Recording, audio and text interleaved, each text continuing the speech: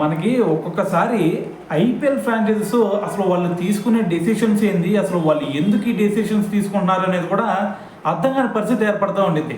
So మరి దీంట్లో భాగంగానే మనకి లాస్ట్ ఐపీఎల్ 2025 సీజన్లో ఢిల్లీ క్యాపిటల్స్ పరిస్థితి కూడా సేమ్ అదే విధంగా ఉంది. ఎందుకంటే ఫస్ట్ హాఫ్లో ఢిల్లీ క్యాపిటల్స్ టీం పరిస్థితి ఎలా ఉంది, అసలు వాళ్ళని ఎవ్వరూ కూడా బీట్ చేయలేనటువంటి స్టేజ్లో వాళ్ళు ఉన్నారు. ఒక రకంగా చెప్పాలంటే ఫస్ట్ హాఫ్లో మొత్తం కూడా అందరూ అనుకుంది ఏంటంటే, అరే ఈసారి ఎట్టి పరిస్థితుల్లో ఢిల్లీ క్యాపిటల్స్ ప్లే ఆఫ్ రేస్లో నిలిచిద్దిరా అని చెప్పేసి ప్రతి ఒక్కరు అనుకున్నారు. కానీ ఎప్పుడైతే సెకండ్ హాఫ్ స్టార్ట్ అయిందో అప్పటి నుంచి వాళ్ళ పత్రం కూడా స్టార్ట్ అయిపోయిందనే చెప్పాలి. సో దీంట్లో భాగంగా మరి మొత్తం ఇండియాలోపు వాళ్ళు ఎన్నో పొజిషన్లో ఉన్నారు, 5th పొజిషన్లో ఉన్నారు. ఇంకొక పొజిషన్ కనుక పైకి వచ్చినట్టయితే ఖచ్చితంగా వాళ్ళు ప్లే ఆఫ్ రేస్లో ఉండేవాళ్ళు.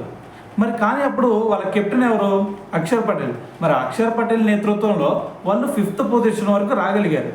అయితే మరి అటువంటి కెప్టెన్కి ఇంకొంచెం బూస్టప్ చేసి, అరే బాబు మనం 5th ప్లేస్కి వచ్చాం, నెక్స్ట్ టైం 4th లేదంటే 3rd ప్లేస్కి వెళ్ళాలి అనే విధంగా అతన్ని మోటివేట్ చేసి ఇంకా ముందుకెళ్ళే విధంగా కనుక తీసుకెళ్తే ఆటోమేటిక్గా సక్సెస్ అవుతారు. అలా కాకుండా 5th పొజిషన్ దాకా తీసుకొచ్చినటువంటి కెప్టెన్ని వీళ్ళు ఏం చేస్తున్నారు తెలుసా, ఈసారి ఐపీఎల్ 2026 సీజన్లో అక్షర్ పటేల్ని పక్కన పెట్టేసి కొత్త కెప్టెన్ని లైక్ కేఎల్ రాహుల్ని కానీ లేదంటే ఇంకా వేరే వాళ్ళని పెట్టాలి అని చెప్పేసి ఆలోచిస్తూ ఉన్నారనమాట.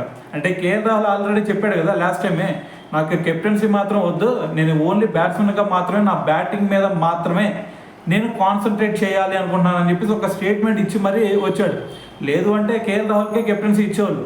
సో మరి ఇప్పుడు అదే కేఎల్ రాహుల్కి కానీ లేదంటే వేరే కెప్టెన్కి కెప్టెన్సీ ఇస్తాను అని చెప్పేసి ఇప్పుడు ఢిల్లీ క్యాపిటల్స్ నిర్ణయం తీసుకోబోతున్నట్టు ఒక న్యూస్ అయితే రావడం జరిగింది అనమాట. అంటే ఇది ఇంకా అఫీషియల్ అనౌన్స్మెంట్ అయితే రాలేదు, కానీ మరి కెప్టెన్ కనుక చేంజ్ చేస్తే ఖచ్చితంగా అది ఒక తప్పు నిర్ణయం అయితే అయిద్ది అనేది నా ఒపీనియన్ అనమాట.